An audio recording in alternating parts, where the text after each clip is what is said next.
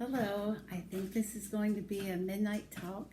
This is a continuation of the talk I had the other night about repressed sexual memories.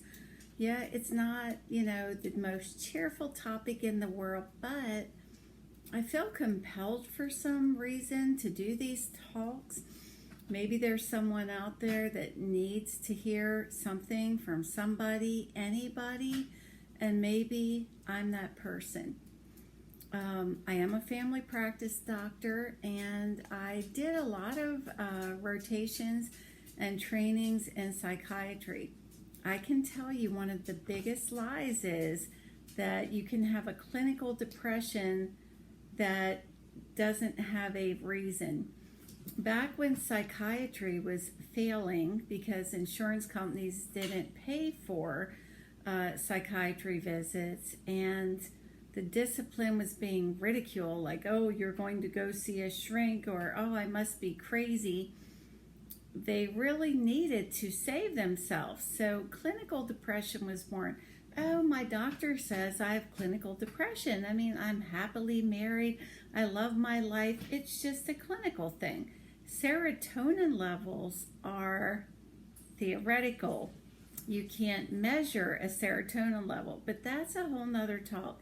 If you have depression, there is a reason. And sometimes suppressed memories of things that have happened could be that reason.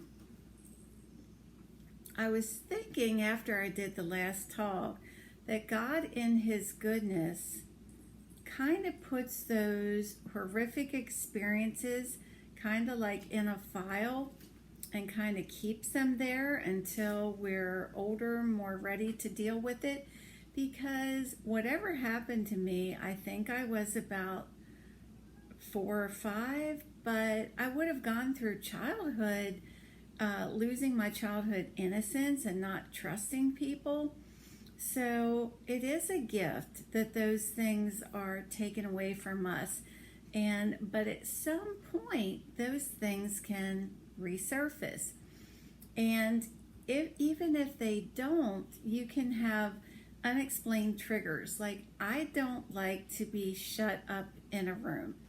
If my husband gets up first, he will close the bedroom door. I don't like that. Leave the door open. The only time I like a closed door is when I'm in the bathroom. So now I understand why whatever happened to me happened in an enclosed space. But I'm not here tonight to talk about me. I'm here to talk about you. Maybe you just have an interest in this. Maybe you know someone. Maybe there's a history in your family. Maybe one day a friend will come to you as the person that he or she has decided to talk to. And you will need to know what to say and how to be a friend. And if you don't know what to say, then say, listen, I'd like to get together privately. I need some time to process this, right? Okay, so let's start with suppressed memories. What do you do when a memory suddenly comes flooding into your conscious? Maybe you only have a small piece and you don't know what to do with it. You're upset, you're bewildered, you're confused. And I will tell you this, that when that memory comes back, you're not 39 years old. You're not 25 years old. Excuse me, I have a nose itch. You are whatever age emotionally you were when that happened. So if you were 5 years old,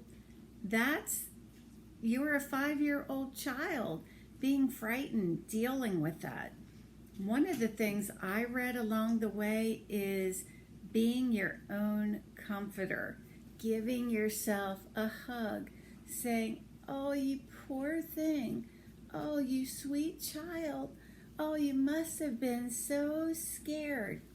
And being your own comforter, because you may not find an earthly comforter.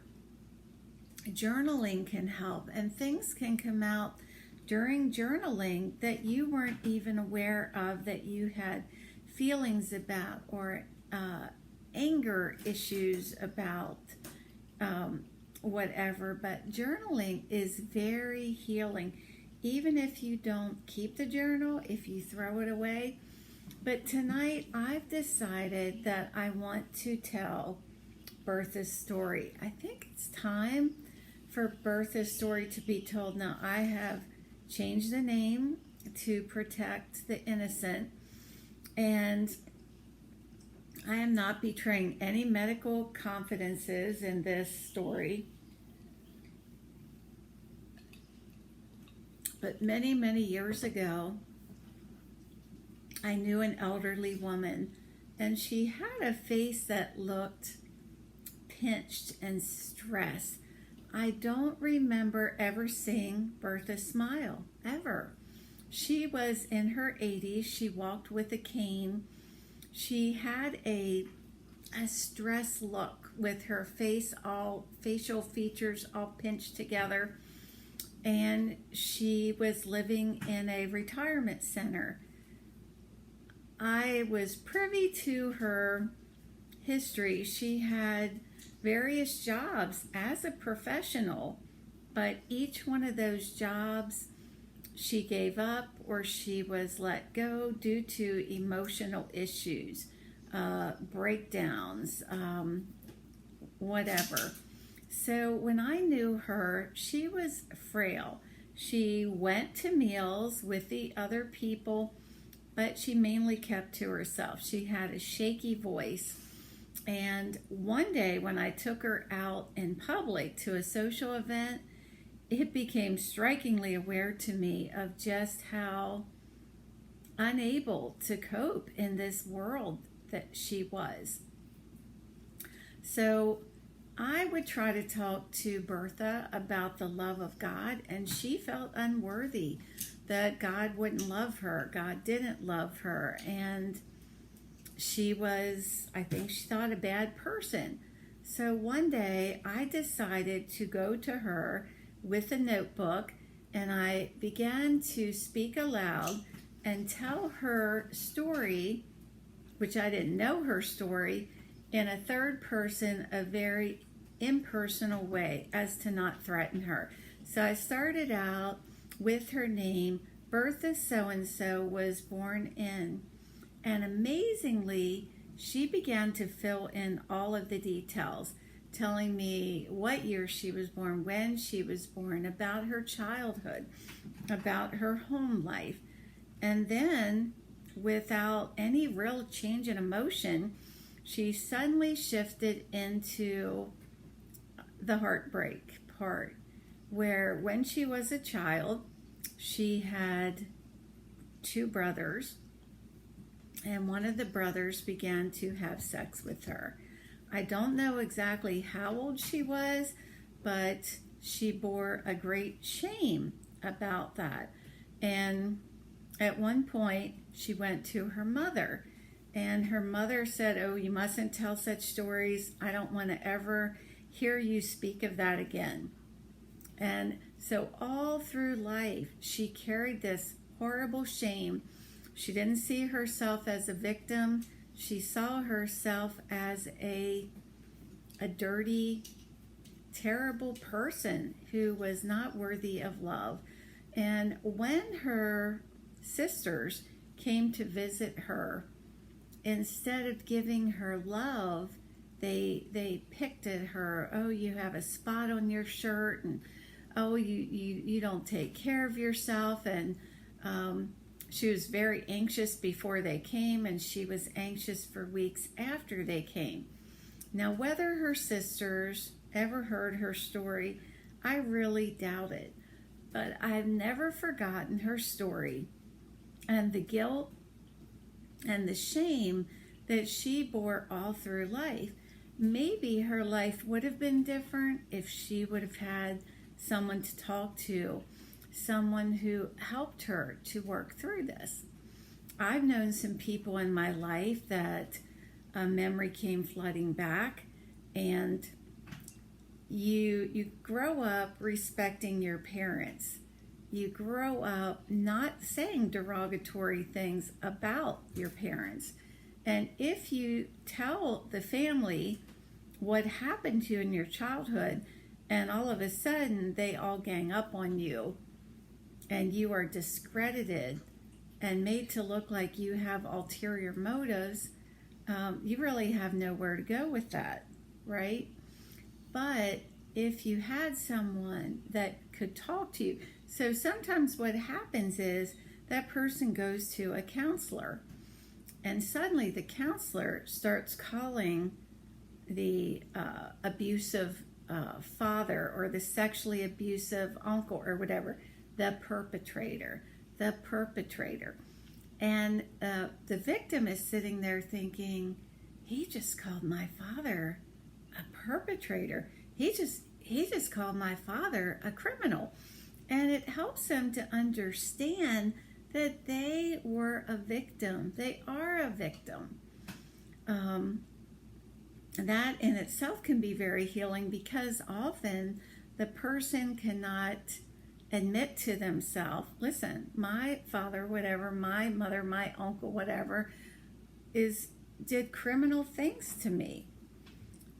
Sexual perpetrators can also be women. I mean, we have the typical picture in our mind of a male, but women can be sexual predators too.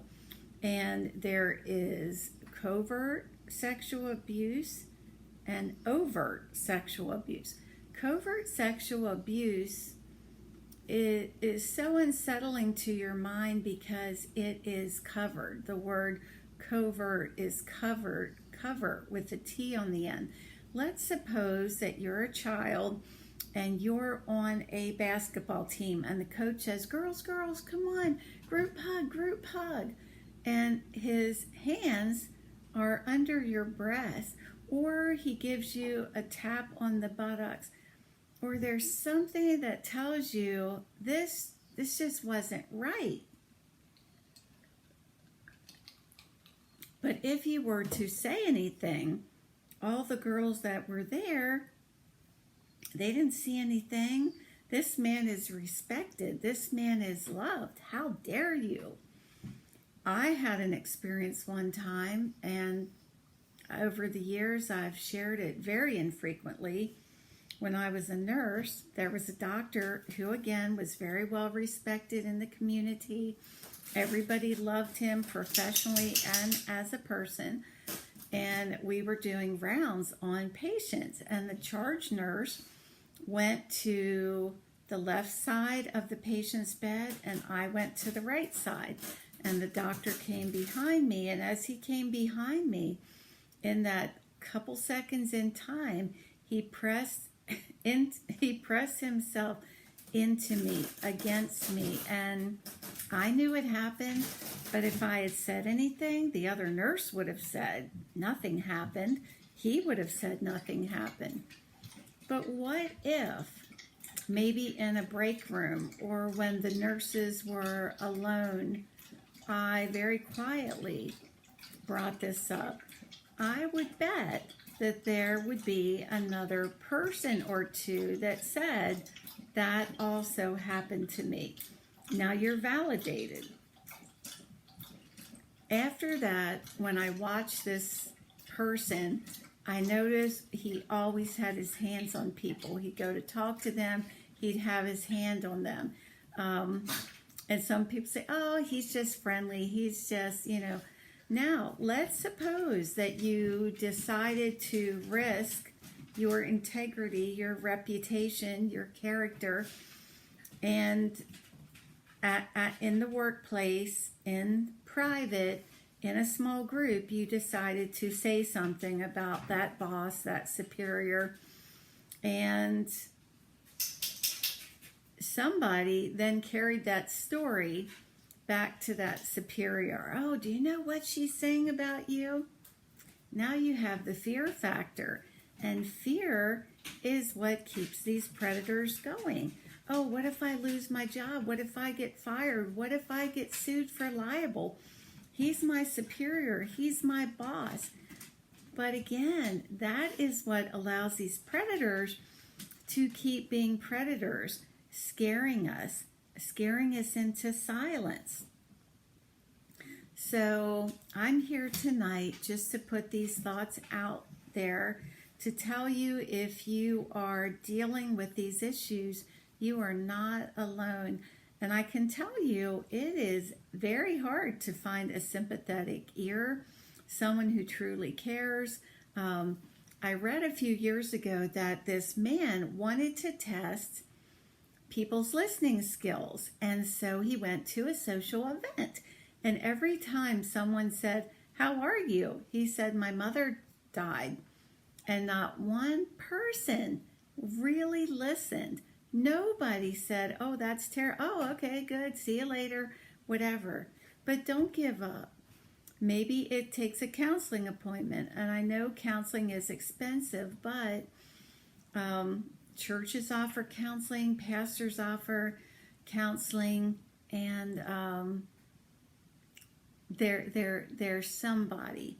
I knew someone who had a flashback memory of childhood and called the hotline abuse, called the police, called the place where this gentleman worked because he worked with children, and she was ridiculed. But there's always another voice that says, "Wait a minute, I believe her. I do. I think there's something to this." The worst thing that you can do when you have a flashback is to immediately go after that person. You know the story of Rip Van Winkle, and he's been asleep for all these years. Well, that's kind of like you. Your memory has been asleep all these years. That person who harmed you, unless they came to you and said, "I wronged you, I'm sorry," is the same person.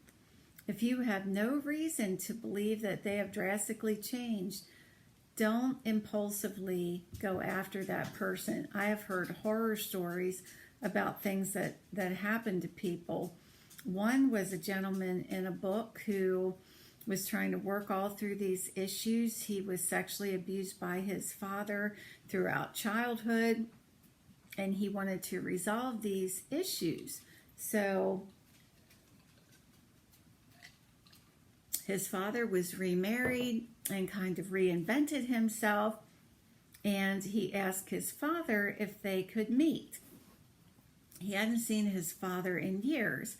He thought a restaurant would be a safe place to meet.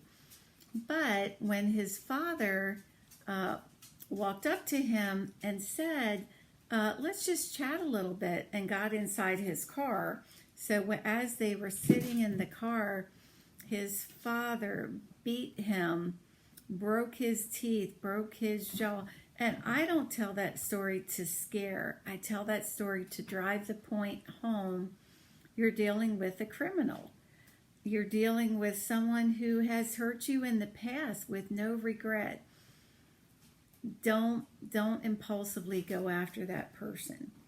Okay, so I'm going to pursue this topic. Some of you might say, "Well, isn't she doing knitting and crocheting podcasts? Why is she doing this?" Because somebody out there needs to hear it. God has put that on my heart, that I need to do these talks and continue to do these talks, and I am getting feedback, and let's all band together through the healing process. The Courage to Heal workbook. I don't know if that is still in print or not, but get out a pen and start journaling. And your mind might only open up a little tiny bit at a time. It's heart-wrenching, and you may only be ready for one letter in your book of your memories. So maybe just one little letter at a time. So take care, and I'll be back again. And know that you are loved, and you do have a voice, and that people care. Signing out, it's Catherine Kirby, Dr. Catherine Kirby.